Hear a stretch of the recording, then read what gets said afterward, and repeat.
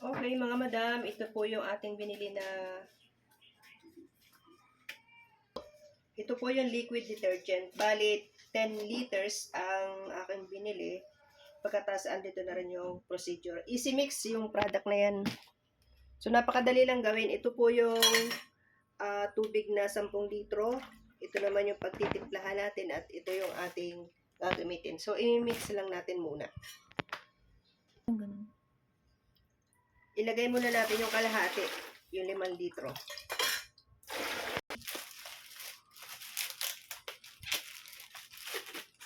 Ito, bali 5 liters. Para sa 5 liters, ito naman sa bali 2, 10 liters. So, ilalagay muna natin yung isa.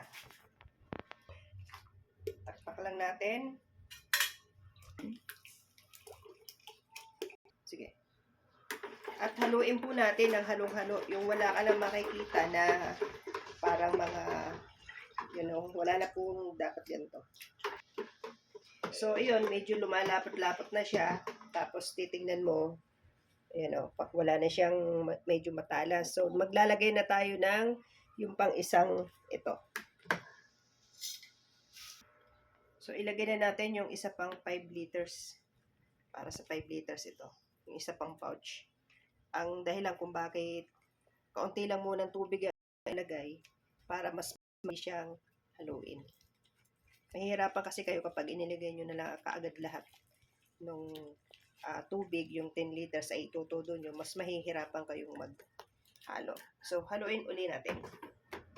Okay.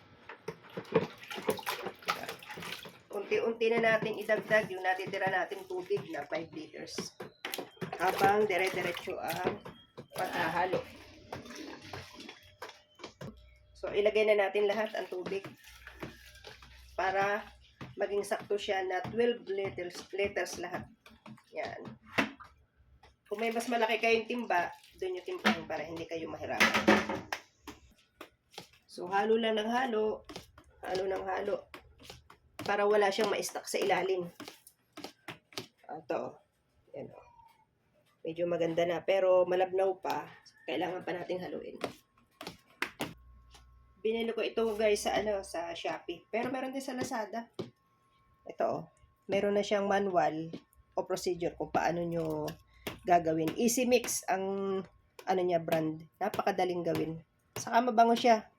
Kaya kung binibili yung detergent, liquid detergent, ginagamit ko na rin siya para sa paghuhugas ng pinggan, saka sa panlinis sa sasakyan. Ito na rin ang ginagamit ko. Ariel scent nga pala yung binili ko. Marami tong variety. Meron tong scent na strawberry, Tide, Ariel na may downy. Ito naman Ariel lang. So pag nakita nyo yung ganito, okay na to. Tatakpan na natin ng malaking plastic. So lalagyan na natin ng plastic Tapos, pagka nagawa na ninyo to, 24 hours, wag nyung bubuksan kahit kaunti. Pagka tapos ng 24 hours, subali bukas uli ng ganitong oras, isasali naman natin sa mga lagayan kung saan nyo gusto isalin. So guys,